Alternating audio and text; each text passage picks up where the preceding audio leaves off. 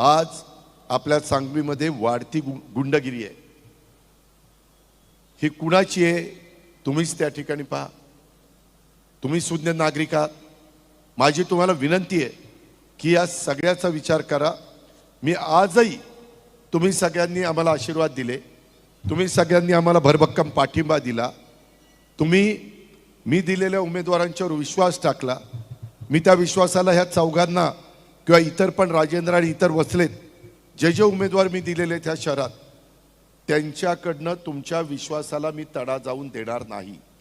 मी कामाचा माणूस आहे। सांगवीकरांनो, मी ज्यावेळेस जबाबदारीनं बोलतो त्यावेळेस माझं नाणं खणखणीत आहे।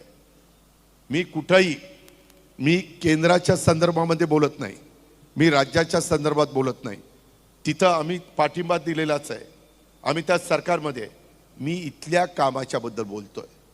इथं जो काही 9 वर्षामध्ये अक्षरशः लुबाडण्याचं काम चाललेलं आहे, अक्षरशः तुमच्या माझ्या शहराचं धुळदाण करण्याचं काम चाललेलं आहे, ते आपल्याला थांबवल्याशिवाय गत्यंतर नाही।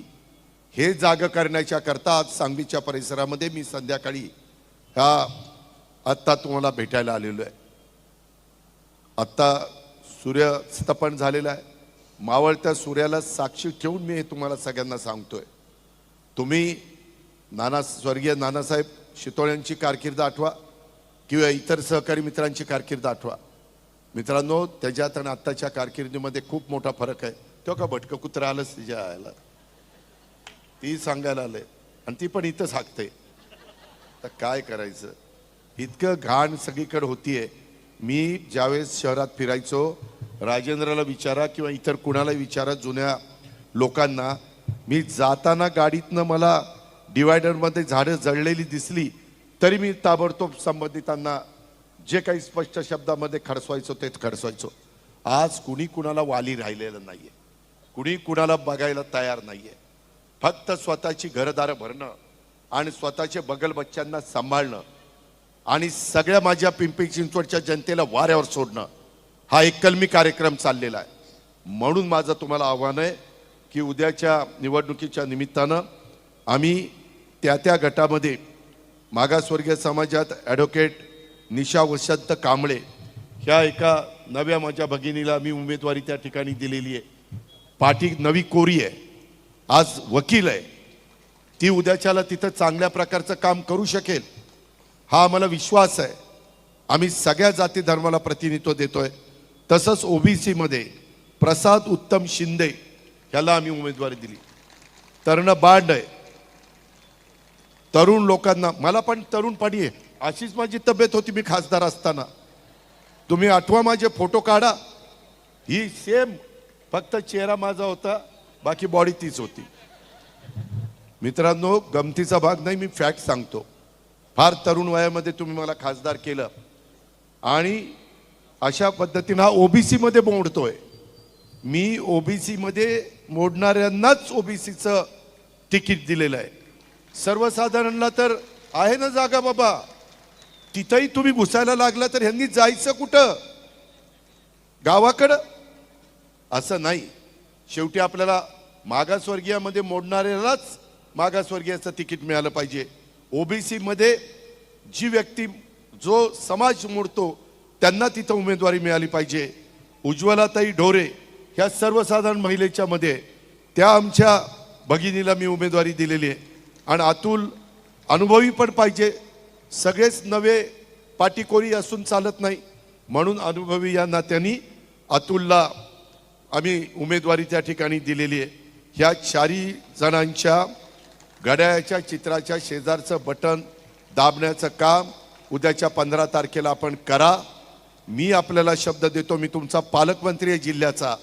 आज मी सगळ्या गोष्टी, जी विस्कटलेली घडी आहे, जे आज तुमच्या माझ्या शहराचा नावलौकिक धुळीस मिळवण्याचं काम ज्यांनी केलं, अहो मागच्या टर्ममध्ये त्यांच्या एका स्टँडिंग कमिटीच्या चेअरमनला अटक झाली, भ्रष्टाचार केला म्हणून।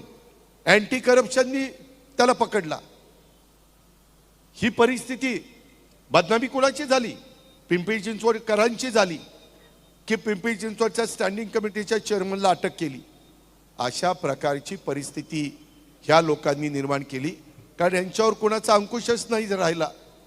त्याच्याकरता पुन्हा जर पिंपरी चिंचवडकरांना पूर्वीचे वैभवाचे दिवस दाखवायचे असतील तर तुम्ही ह्या महानगरपालिकेमध्ये जिथं जिथं आम्ही राष्ट्रवादी काँग्रेस पक्षाचे उमेदवार उभे केलेले आहेत, सुरक्षित सांगवी करण्याच्या करता, पारदर्शक कारभार करण्याच्या करता ह्या सगळ्या शिलेदारांना तुम्ही निवडून द्या. मी इथली दादागिरी, गुंडगिरी कोण किती मोठ्या बापाचा असू द्या, मी मोडून दाखवीन. मी नेहमी महाराष्ट्राला सांगतो, ज्या गावच्या बोरी त्याच गावच्या बाबडी. एक तर मी कुणाच्या नादाला लागत नाही, पण कुणी जर माझ्या नादाला लागलं तर मी त्याला सोडत नाही. त्याच्यामुळं अशा लोकांना घाबरण्याचं काही कारण नाही, कारण त्यांना पहिल्यापासून मी ओळखतो. त्याच्यावर सगळी अंडी पिल्लं त्यांची मला माहिती आहेत. त्याकरता अजिबात काळजी करू नका. मी सगळ्या पिंपरी चिंचवडकरांना माहिती आहे, 91ला या शहरामध्ये आलो. कशाला आला? कशाला आला? कोण ओळखत होतं? कोण ओळखत होतं 91ला? तुमचे चुलते नसते तर तुम्हाला कुणीच ओळखत नव्हतं. 91ला आला त्यावेळेस परिस्थिती काय होती? त्यावेळेचे फोटो आहेत, दाखवू का मी? दाखवू का? त्यावेळेस पासून आतापर्यंतची संपत्ती किती झाली विचारलं कधी पिंपरी चिंचवड मधल्या लोकांनी? विचारलं का?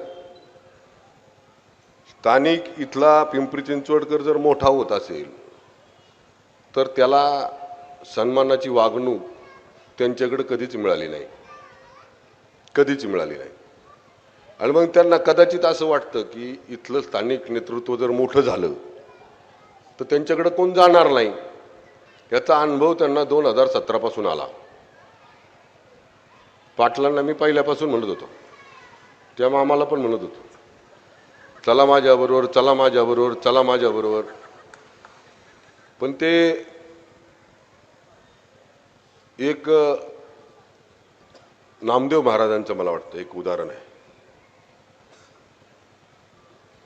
ते चंद्रबागेत आंघोळ करायचे, बाहेर आले की एक तिथं असाच माणूस बसला, तो सारखा त्यांच्यावर थुकायचा. ते परत जायचे, आंघोळ करून यायचे. असं 20-25 वेळा झालं. आणि मग त्यांनी त्या थुकणाऱ्या माणसांनी त्यांना विचारलं, महाराज मी एवढा वेळ थुकलो, तुम्हाला वाईट नाही वाटलं का? अरे म्हणले, तू माझ्यावर जेवढ्या वेळा थुकला तेवढ्या वेळा मला चंद्रभागेचं दर्शन करायला भेटलं. अशा स्वभावाचे मामा माझा. सांप्रदायिक आहे. आज तर मी नवीनच रूप पाहिलं, बघू मग हाताला हात काय करायचं ते.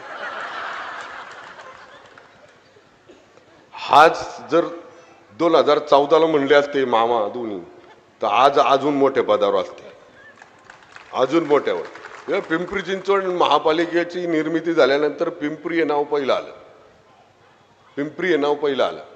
मग या पिंपरीमधला एखादा व्यक्ती, एखादा इथला लोकप्रतिनिधी जर मोठा होत असेल तर माझी या ग्रामस्थांना विनंती आहे, मी तुमच्यापेक्षा लहान आहे, मी तुमच्याकडं बघून बघून तुमचं अनुकरण करत करत इथपर्यंत आलोय. तर या पिंपरी गावातल्या सगळ्या ग्रामस्थांना विनंती आहे, मनातले राग द्वेष भू सगळे भांडणं तडणं विसरा आणि या व्यक्तीच्या मागे उभा राहा. मी भोसरीहून इथं आलो, माझ्या म्हाताऱ्याने मी तिकडनं इकडं आलो. मी त्यांच्या वाढदिवसाला नेहमी एक जाहिरात द्यायचो, जरी ते पलीकडे होते तरी, हंबीराव सर सेनापती हंबीराव मामांनंतर माझा मामा संजोग वगैरे मामा, हे द्यायचो मी. त्या माणसाने कधी म्हणजे त्या व्यक्तीने त्यांच्या स्वभावातनं अनेक लोक जोडली, तोडली नाही. अनेक लोक जवळ केली. म्हणजे मला तर अशा स्वभावाचा माणूस राजकारणात एवढ्या वर्ष टिकला आणि ते पण यांच्या तिकडल्यांच्या हाताखाली, मला तर लय अवघड वाटतं, फार अवघड वाटतं बाबा. त्यांच्या हाताखाली टिकणं म्हणजे एवढ्या दिवसात तर त्यांनी ते असं कार्यक्रम केला असता तुमचा. पण योग्य वेळी मामा तुम्ही डिसिजन घेतलाय, त्यामुळे तुम्ही काळजी करू नका. देवेंद्र भाऊंसारखं एक महाराष्ट्राचं लोकप्रिय नेतृत्व आपल्या सगळ्यांच्या मागं आहे. आणि तुम्हाला माहिती आहे त्यांनी इतकं सगळ्यांचं ऐकून घेतात, गप बसतात आणि ज्याला इशारा द्यायचा त्याला कळालं की देवा भाऊ आता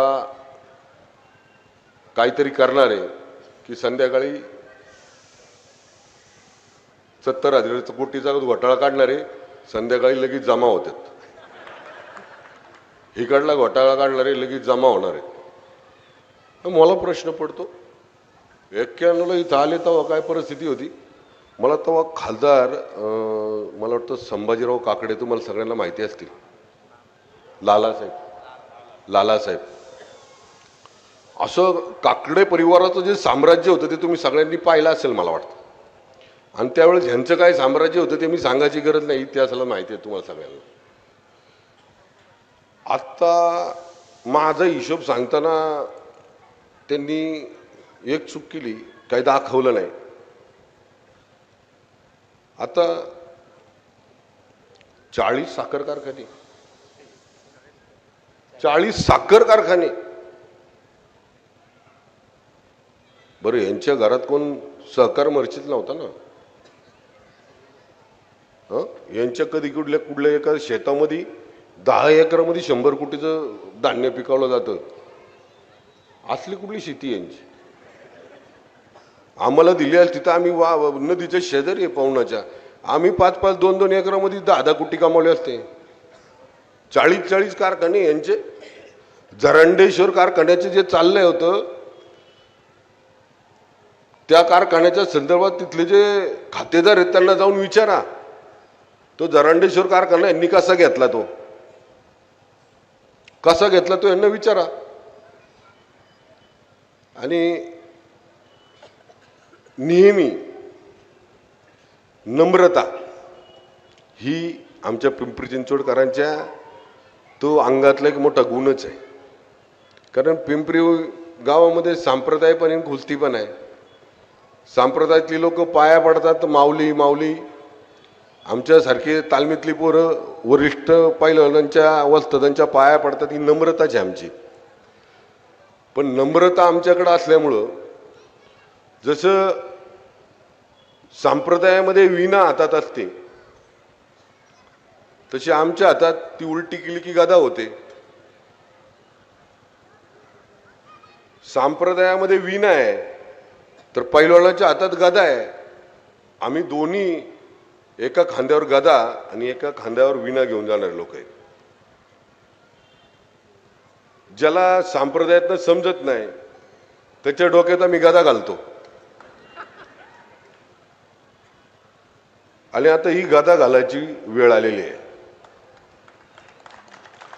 ज्याला कुणाला वाटतं हे पिंपरी चिंचवड शहर मोठं होत असताना तिथं आपल्याला चांगल्या सुखसोयी दिल्या पाहिजेत. आणि सगळ्यात महत्वाचं म्हणजे मामांनी सांगितलं, तुम्हाला सोलापूरची घटना आहे माहिती आहे का? या राजकारणापायी एका तरुण मुलाचा खून झाला. पनवेलमध्ये या राजकारणापायी एका म्हणजे महिला निवडून आली, एक भगिनी निवडून आली, तिच्या मालकांचा सकाळी खून झाला. आणि या पिंपरी चिंचवडमध्ये ते नको, माझ्या भोसरी गावामध्ये ते नको, म्हणून मी सगळ्या गावकऱ्यांना एकत्र केलं आणि वाद मिटून टाकला. राजकारण काय, आज उद्या आपण एकमेकांबरोबर राहणार आहे. पण हे बाहेरून येऊन जे किडे करतायत ना, बाहेरून येऊन जे वाद लावतायत ना आपल्यात, त्यांच्यापासून आपल्याला सावध राहायला पाहिजे. त्यांनी याच गोष्टीचा फायदा घेतला. वाघेरेंच्या विरुद्ध लांड्यांना लावलं, लांड्यांच्या विरुद्ध लांडग्यांना लावलं, लांडग्यांच्या विरुद्ध तापकिरांना लावलं, कुदळ्यांच्या विरुद्ध भुजबळांना लावलं, भुजबळांच्या विरुद्ध इकडं गोवळ्यांना लावलं. ह्यांनी त्याचा स्वार्थ साधला. कधी एकच होऊन दिलं नाही आपल्याला. आणि आज त्यांना हे लक्षात आलं, हे पिंपरी चिंचवडकर सगळे एक झालेत. हे स्वाभिमानी पिंपरी चिंचवडकर सगळे एक झालेत. आणि एक झाल्यानंतर त्यांच्या लक्षात आलं की आता आपली काय डाळ इथं शिजत नाही. ते लक्षात येण्याचं कारण पण तसंच आहे. 128 उमेदवार या शहरात उभे करायचे होते. किती? 128. मी तुम्हाला यादी देतो. 128 आकडाच त्यांना पूर्ण करता नाही आला. 128 आकडाच पूर्ण करता नाही आला. ज्यांच्याकडे 128 जागांसाठी 2-4 हजार अर्ज असायचे त्यांना 128 उमेदवार भेटाना. आत्मपरीक्षण केलं पाहिजे. घरी जाऊन डोळे मिटून बसलं पाहिजे ध्यानस्थ. कुठं कुठं काड्या घातल्या मी, कुणाकुणाच्या बाबतीत वाईट बोललो. आणि परत एक दुसरं पण आहे, तुम्हाला माहिती आहे मी कुणाच्या वाकड्यात जात नाही. माझ्या वाकड्यात कोण गेलं तर मी त्याला सोडत नाही. अरे बघू तरी तुझ्यात किती ताकद आहे. गेलो आम्ही वाकड्यात, आता बघू काय करायचे ते बघू ना. एवढेच तुला बघायचं जे आम्हाला तर बघ, आता बघू आम्ही सुद्धा. आम्ही पण काय असं नुरा खुस्ती घालणारे लोक नाही.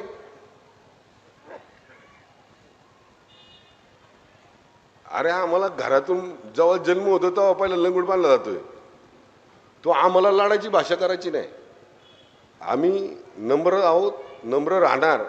पण जर आम्हाला जर अशी भाषा कोणी करणार असेल, बरं एक असं वाक्य दाखवा. बरं असं एक वाक्य दाखवा की महेश लांडगे म्हणला तुझ्याकडे बघून घेतो. असं एक वाक्य दाखवा खाडेसर म्हणलेत मी तुझ्याकडे बघून घेतो. असं एक वाक्य दाखवा उमाताई म्हणल्यात तू बघतो तुझ्याकडं. अरे आम्ही नम्र आहोत. बळच काढतात. तुम्हाला अख्ख्या महाराष्ट्राला माहिती आहे, मी जर कुणाचं ठरवलं तर त्याचा कार्यक्रमच करतो. अरे तू कार्यक्रम करतो तर आम्ही काय बांगड्या घातलं? अरे आमचे या रणरागिणी तुझा कार्यक्रम करतील. या आमच्या लाडक्या बहिणी आहेत. लाडक्या बहिणींच्या नावावर मतदान मागताना या लाडक्या बहिणी आमच्या देवा भाऊच्या आहेत. आमच्या सगळ्यांच्या लाडक्या बहिणी आहेत. आमच्या लाडक्या बहिणी आहेत या. अरे ह्याच कार्यक्रम करतील तुझ्या. तू बाकीच्या कार्यक्रमाच्या नादी नको लागू. आमच्या पिंपरी चिंचवड शहरामध्ये आम्ही गप तर गप. मी मागच्या 15 वर्षापासून सहन करतोय. मी म्हणतोय माझ्या मागं का लागला, माझ्या मागं का लागलाय, माझ्या मागं का लागलाय. नंतर लक्षात आलं मला याला स्थानिक नेतृत्व मोठं करायचं नाही. त्याला असं वाटलं पाहिजे सगळ्यांनी घागरी घ्यायची आणि याच्या चिरीला पाणी भरा जायचं. आता याच्या विहिरीला ठावलेल्याला माहिती नाही. आता आम्ही आमच्या तेवढं ताकदवर झालोय. आम्ही आमचे इतके सक्षम झालोय. आमच्या कुटुंबातली मुलं शिकलीत. आमच्या भागातला विकास आम्हाला करायचा आहे. आमच्या भागातल्या समस्या आम्हाला माहिती आहेत. मी काल बोललो बघा एक ठिकाणी. काय बोललो मी? या परिसरात काय पाहिजे, या परिसरामध्ये पिंपरी गावात काय पाहिजे हे त्या बारामतीला राहून कळणार आहे का? रोज या रोडनी जाणारा माणूस त्याला अडचण समजते. रोज या चौकात येणारा माणूस त्याला समजते. या गावात या पलीकडे काय पाहिजे ते समजते. पवना नदीची जी परिस्थिती झाली ती पवना नदीच्या काठाला बसलेल्या लोकांना कळते. 25-30 वर्ष पालकमंत्री होता, काय करीत होता? 25 वर्ष पालकमंत्री होता, काय करत होता? काय करत होता? अरे पालकमंत्री असताना एवढा विश्वास या पिंपरी चिंचवडकरांनी तुमच्यावर दिला की तुम्ही तुमच्याकडं एक हाती सत्ता दिली. एक हाती इतका विश्वास होता, डोळे झाकून. पण काहीच करता नाही आलं. काहीच करता नाही आलं. आणि येऊन जाऊन फक्त आहे ना त्याला या पिंपरी चिंचवड शहरामध्ये महेश लांडगे दिसतो. दिसत पण असेल, काय सांगावं त्याला समजणं अवघड आहे मला. मी नेहमी आहे ना म्हणायचो जाऊ दे कुठं आपण एवढ्या मोठ्या नेत्यावर बोलायचं, जाऊ दे कुठं आपण एवढ्या नेत्यावर बोलायचं, जाऊ दे एवढं कुठे आता नेत्यावर बोलायचं. पण तो स्वाभिमानावाला पिंपरी चिंचवडकरांच्या स्वाभिमानावाला. एक तर माणसं तिकीट मागाय जात नाही, कुठलं पद मागाय जात नाही, साधं प्रभागाचं सदस्य कर म्हणाय जात नाही. 30 वर्ष माझ्या घराच्या बाहेर पिंपरी चिंचवडकर उभे होते, आज कुणीच दिसत नाही. म्हणून चला तिकीट घेऊन इकडंच वाटाय आले. बाबा मामा तिकीट घेऊन इकडं आले वाटाय ते. अरे घ्या माझं तिकीट घ्या, माझा फॉर्म घ्या, माझा एबी फॉर्म घ्या, माझा एबी. ही वेळ का आली याचं आत्मपरीक्षण करणार का नाही तुम्ही कधी? आयुष्यभर लोकांना या पिंपरी चिंचवड मधल्या प्रत्येक स्थानिक पुढाऱ्याला, प्रत्येक इथं असलेल्या लोकप्रतिनिधीला त्यांनी कायम आपल्या चप्पल बशी ठेवण्याचं काम केलं, पायाजवळ ठेवायचं काम केलं. का? आमच्या इथल्या नेत्यांमध्ये ती कुवत नाही, आमच्या इथल्या लोकप्रतिनिधींमध्ये ती ताकद नाही, ती क्षमता नाही ते काम करायची. अजिबात नाही. हे पिंपरी चिंचवड शहर उभं राहत असताना आमच्या भूमिपुत्रांच्या जमिनी गेल्या, त्याच्याबद्दल कधी बोलला का? आता सांगितलं ना, पिंपरीची भुसरीची काय अवस्था केली. एकीकडे रेड झोन, एकीकडे सिमी, एकीकडे प्राधिकरण, एकीकडे MIDC, आणि मध्ये दिले तळ आम्हाला. मैतीच्या दिवशी जाऊन 10व्याच्या दिवशी जाऊन त्यात आंघोळ करायची नाही यायचं, ते सुशोभित करून दिले आम्हाला. इथं आलेला नागरिक त्याला सुद्धा सुविधा मिळाल्या पाहिजे. प्राधिकरण घेतलं आमचं प्राधिकरण. प्राधिकरणामध्ये कशासाठी घेतलं होतं सर? प्राधिकरण कशासाठी घेतलं होतं? हा, काय केलं तिथं? 1972 आपल्या निगडी, रावेत, चिंचवड, आमची भोसरी, मुशी 1972 एक टप्पा झाला आणि दुसरा 1986 झाला. 72 ते 86 लोक 52 वर्ष भांडत होती. किती? 52 वर्ष भांडत होती. 52 वर्ष भांडत होती. देवेंद्र भाऊ मुख्यमंत्री झाले आणि त्यांना 12.5% आपल्या भूमिपुत्रांना मिळाला. 30 वर्ष का यांना कोणी हात बांधून ठेवले होते का? करू नका म्हणून, करू नका म्हणून कोणी हात बांधले होते का यांचे? यांना आता कत्तलखाना दिसायला लागलाय. रोज संध्याकाळी त्यांच्या संग बसतात, त्यांचा डालच्या खात्यात, आणि आम्हाला म्हणतात कत्तलखाना आळंदीच्या ह्याच्यात कसा काय? अरे जसं तू कत्तलखान्याचा विचार केला, त्या कत्तलखाना तर आम्ही आमच्या श्वासाश्वास आहे तो होऊनच दिला नसता, तो आमच्या मुख्यमंत्र्यांनी कॅन्सल पण केला. हे जसं तुला वाटतं ना, ज्यांना घेऊन संध्याकाळचा बसतो, बाकी काही करा, माझ्या पक्षाला मदत करा, बाकी काही करा, मला काय घेणे देणं नाही, मी सगळ्या धर्मांना बरोबर घेऊन जातो, सगळ्या धर्मांना बरोबर घेऊन जातो. कुदळवाडीची कारवाई केली, लोकांवर अन्याय केला, कुदळवाडीची कारवाई केली, लोकांवर अन्याय केला, स्थानिक लोकांचं नुकसान झालं ते तर मी मान्य केलं ना. पण तिथं राहत होते त्या आतंकवाद्यांचा जर तू मदत करा, ज्यांच्यासाठी जर हे करत असेल तर मी कसं मान्य करणार? आणि हा, जसं कुदळवाडीसाठी भांडत होता, कुदळवाडी कुदळवाडी कुदळवाडी, तसं पिंपरी गावातल्या लोकांसाठी भांडला असता तर थोडंसं डिरी बंब पडेल गेलं असतं, थोडंसं पिंपरी गॅम पडायला गेलं असतं. पिंपरी गावकरांना कमीत कमी डेव्हलप व्हायला जागा तर मिळाल्या असत्या. पिंपरी गावकर हे जे आमची पुढची पिढी, यांच्या पुढची पिढी, आमच्या पुढची पिढी, तुमच्या मागं गेलं तर जोड्याने आणीन आम्हाला. अरे तुमचं तर तुमचं वाटोळ केलं, तर आमचं पण वाटोळ करायला निघालं याच्या मागं जाऊन. ज्या वेळेस हे सगळं होत होतं, रेड झोन होत होता, या सगळ्या जागा होत्या, त्यावेळेस कोण होतं? तुम्ही पण बारके असाल. अरे माझं तर काय मला कळतच नव्हतं. आता या सगळ्या घटना क्रमवारीच सांगतो मी. याच्या मागचं कारण काय की तेव्हापासून तर 2014 पर्यंत कोण सत्तेत होतं? कोण सत्तेत होतं?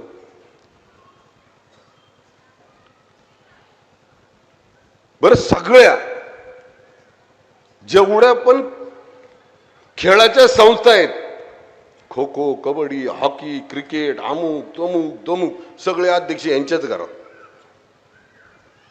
सगळे अध्यक्ष यांच्याच घरात, ऑलिम्पिकचा अध्यक्ष यांच्याच घरात. जसं काय यांच्या घरात भारताला 100 मेडल आणल्यात ऑलिम्पिकला. बघायला गेलं तर एकाला काही त्यातलं कळत नाही. एकाला काही कळत नाही त्यात. आणि नेहमी मला पिंपरी चिंचवड शहर एक ठेवायचे, मला पिंपरी चिंचवड शहर एक ठेवायचे. तू कोण ठरवणार रे? आम्ही ठरवू ना पिंपरी चिंचवड शहर एक ठरवायचे. आणि एकच आहे, वेगळं काय आहे? पिंपरी चिंचवड शहरातला प्रत्येक नागरिक, भूमिपुत्र आम्ही सगळे गुन्हे गोविंदाने राहतोय ना. सारखे येऊन सांगायची काय गरज आहे? मला एक ठेवायचे, मला एक ठेवायचे, मला एक ठेवायचे. मग तर तुझ्यामध्ये खोट दिसते आम्हाला. तुला खंडीच्या वर्णात करायची मला वाटतं. मीठ टाकायचे त्याला, मला असं वाटतं. या गोष्टी आता पिंपरी चिंचवडकडे या असल्या गोष्टींना बिलकुल बळी पडणार नाहीत. बिलकुल बळी पडणार नाहीत. आता घरकुलमध्ये मीटिंग आहे साबा त्यांची, घरकुलमध्ये माझ्या इथं चिखलीला जे घरकुल झालं 2009ला लय गाजा वाजा करून ते घरकुल बांधलं ना, अजून तयार नाही झालं.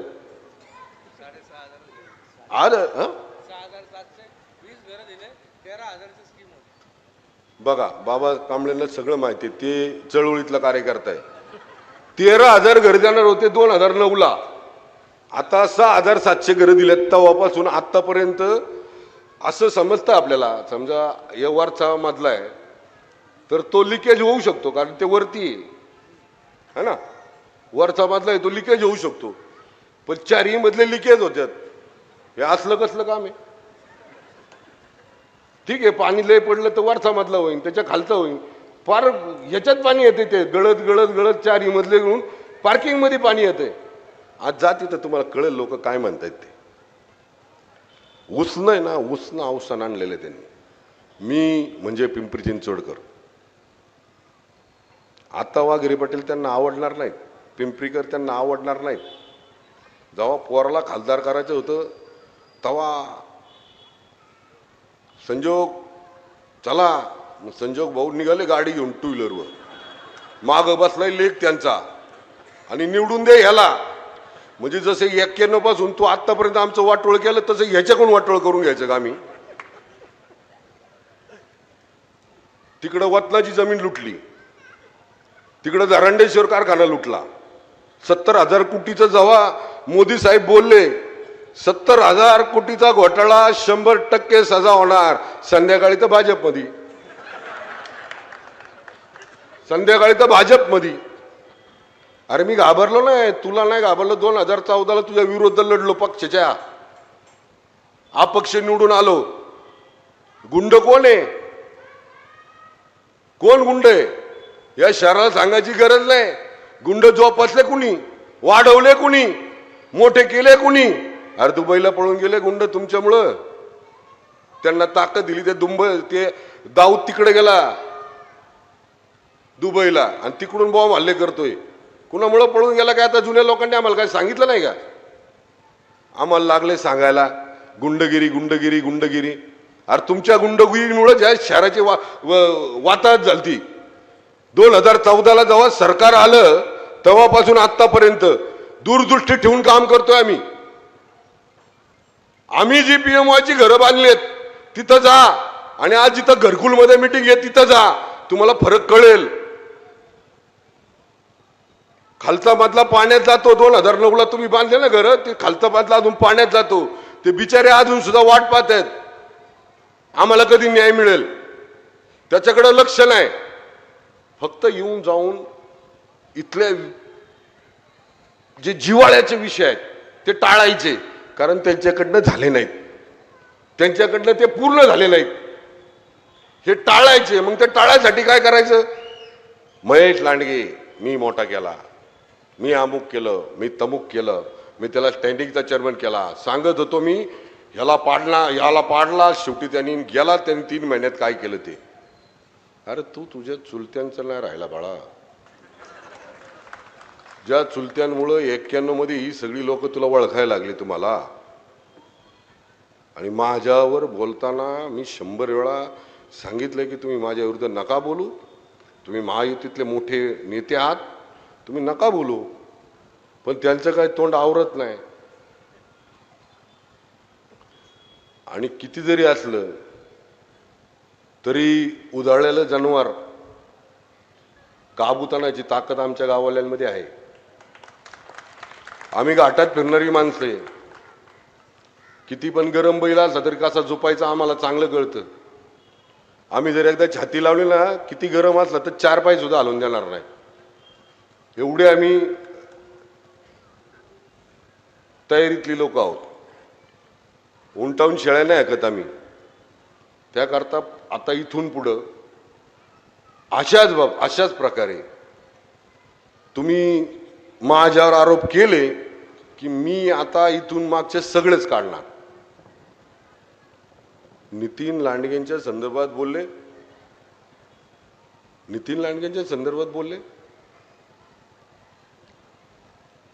कधी काळी त्यांच्या वडिलांनी तुम्हाला हात दिला हो, बोट दिलाय.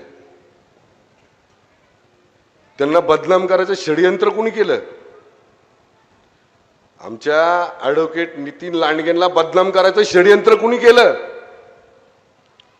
आणि ते म्हणतात ना, रंग म्हणजे ते घेताना पकडलं. अहो, घेताना एक शिपाई पकडला होता. आपला नितीन शेट कुठेतरी बसला होता. ते शिपायाला पकडलं. ते शिपायाचं स्टेटमेंट आहे की हे मला त्या 16 लोकांना द्यायला लागतात. आता त्या 16 लोकांमध्ये राष्ट्रवादीचे होते, सगळे होते, आणि फक्त आमच्या बिचाऱ्या नितीन लांडगेला त्यांनी त्यात आरोपी केलं.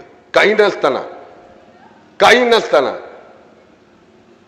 कधी काळी त्या आमच्या लांडगे साहेबांनी तुम्हाला मदत केली नाही का? तुमच्या चुलत्यांना मदत केली नाही का? इथलं स्थानिक नेतृत्व बदनाम कसं होईल? इथल्या स्थानिक नेत्याचा स्वाभिमान हा माझ्या पायापाशी असला पाहिजे, ही भूमिका कायम त्यांची होती. आज म्हणतात लाडक्या बहिणीला आम्ही 3,000 रुपये अकाउंटवर भरले. अरे 3,000 रुपये अकाउंटवर भरले. आमचा मुख्यमंत्री आहे ना देवेंद्र भाऊ, त्यांनी सांगितलं ना. खरं सांगू का? एका वाक्यात सांगतो, पाटील दात काढलेला वाघ असतो ना, तशी परिस्थिती त्यांची. माझ्या नादाला किंवा पिंपरी चिंचवड स्वाभिमानी पिंपरी चिंचवडकरांच्या नादाला बिलकुल लागू नका. आणि त्यातल्या त्यात वाघेरे पाटलांच्या बिलकुल नागीदी लागू नका.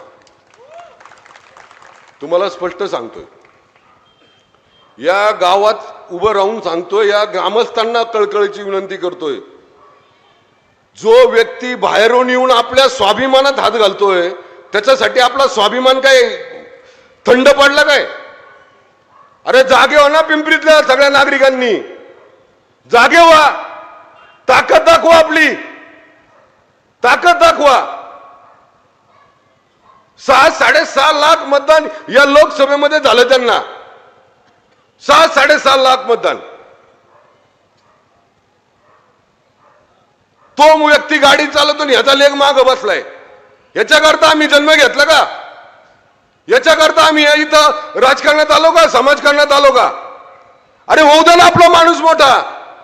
भारतीय जनता पार्टीच्या माध्यमातून हा व्यक्ती, मी तुम्हाला आज विश्वास देतो, या भारतीय जनता पार्टीच्या माध्यमातून संजोग भिगू वागिरे एकदा राज्याच्या राजकारणात जाणार म्हणजे जाणार.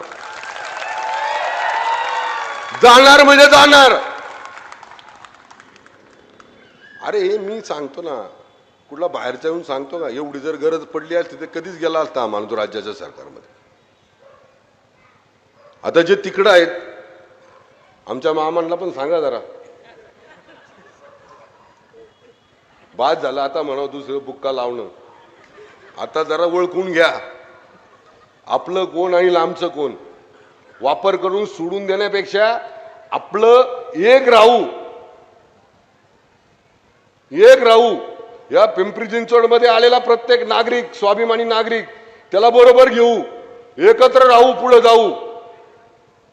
मग त्याच्यामध्ये कष्टकरी कामगार असू द्या, उद्योगपती असू द्या, स्थानिक भूमिपुत्र असू द्या, इतर राहायला आलेला माणूस असू द्या, प्रत्येक घटकाला, या पिंपरी चिंचवड मध्ये आलेल्या प्रत्येक घटकाला असं वाटलं पाहिजे की या पिंपरी चिंचवडमध्ये असे प्रतिनिधी आहेत की ते इथल्या लोकांमध्ये राहून इथल्या लोकांसाठी चांगले निर्णय घेऊ शकतात, त्यांना मोठं करू शकतात, त्यांना विकासाच्या मार्गाने घेऊन जाऊन सगळ्यांना पुढे घेऊन जाऊ शकतात. हे कळू द्या ना त्यांना. बऱ्याच ठिकाणी कळालेले. पिंपरी गावात कधी कळणार म्हणून आलो मी. बरं ठीक आहे, आमच्या भोसरीत कळालंय, आमच्या भोसरीत कळालंय. आमच्या भोसरीतली लोक जी तिकडं आहेत, जे माझ्यावर आरोप करतायत, म्हणजे त्यांच्याबरोबर राहून त्यांना पण माझी सांगणे विनंती आहे, बाळांनो, ज्या दिवशी तुम्ही उपयोगी नाही राहणार त्या दिवशी तुम्ही त्यांच्या जवळपास पण नसला. स्वर्गीय नाना शितोळेंना पहा, स्वर्गीय आपले रामकृष्ण मोरे पहा, स्वर्गीय महापौर आपले रंगनाथ दादा पहा, आपले संजोग पाटलांच्या वडिलांचं नाव घ्या. 29 महापौर आतापर्यंत झालेत. एक पण राज्याच्या राजकारणात जाईल एखाद्या मोठ्या पदावर असं एक पण नाही का? एक पण नाही. मी कालच्या मुलाखतीत सांगितलं, एक महामंडळ दिलं आजमबाईंना, त्याला गाडी नाही, काय नाही, काय नाही, फक्त एक पाटी. एवढ्या मोठ्या नेत्याचा ही परिस्थिती. आमचा मामा फक्त म्हणला मला पांडुरंगाच्या पंढरपूरच्या मंडळाचं ट्रस्टी करा, अजून सुद्धा त्याला करेना. ही वेळ आली. राज्याच्या राजकारणात काम करणारी नेतृत्व आज या लेवलला आणून ठेवली त्यांनी. मला पद द्या म्हणून सांगायची, मला पद द्या. अरे हे काय चाललंय आपलं? अरे आपण स्वतः स्वाभिमानी आहोत ना, आपल्याकडे ताकद आहे ना, आपण सगळे एकत्र आहोत ना. मी तर मागं पण सल्ला दिलेला आहे, पिंपरी चिंचवड शहराची वाढती लोकसंख्या घेऊन तुम्ही आम्हाला सांगा, हे करणं गरजेचं आहे. राज्य सरकारच्या माध्यमातून आम्ही तिथं बोलू ना, सगळे एकत्र येऊ. आमचं पिंपरी चिंचवड शहर वाढतंय, 10-20 वर्षांनी ते 1 कोटीची लोकसंख्या होईल. पाणी कसं आणायचं, आमची पवना नदी कशी सुधारायची, आम्हाला अजून कशा पद्धतीने डेव्हलपमेंट झाले पाहिजे आम्ही करू ना. तुम्ही आमच्या बरोबर या, बोला, पण आरोप करून बदनाम करून आमच्या पिंपरी चिंचवडकरांना तुम्ही उगाच अडचणीत आणू नका. आता तुमची ही सगळे खेळ आम्ही समजलोय. जे वाघिरे पाटलांबरोबर या पॅनल बरोबर नाहीत, त्यांना सगळ्यांना माझे हात जोडून विनंती आहे, माझ्या भावांनो बहिणींनो, एकदा आपला स्वाभिमान जागा करा. आपण या शहराचे नागरिक आहोत. या शहरामध्ये आपण आपल्या अडचणी, आपल्या समस्या सोडवण्यासाठी आम्हाला आमच्या इथलाच माणूस पाहिजे, हे जरा ठरवा. याच्यासाठी जीव तळमळ करतोय माझा. आपण सगळ्यांनी ठरवा, आमचं चांगलं वाईट समजणारा माणूस आमच्यातलाच पाहिजे. विमानातून जाणारा नको, हेलिकॉप्टर मधनं जाणारा नको. रोज सकाळी आमच्या बरोबर दशक्रिया विधीला आमच्या बरोबर देव दिसला पाहिजे. रोज आमच्या बरोबर आमच्या घरात दुःखद घटना झाली तर आमच्या बरोबर दिसला पाहिजे. आमच्या घरी पाणी नाही आलं, आमच्या इथं सार्वजनिक अडचणी आल्या तर आमच्या बरोबर उभा राहणारा माणूस पाहिजे. अरे हे आपण कधी ओळखणार? बारामतीला जाऊन सांगणार का माझ्या घरी पाणी नाहीत?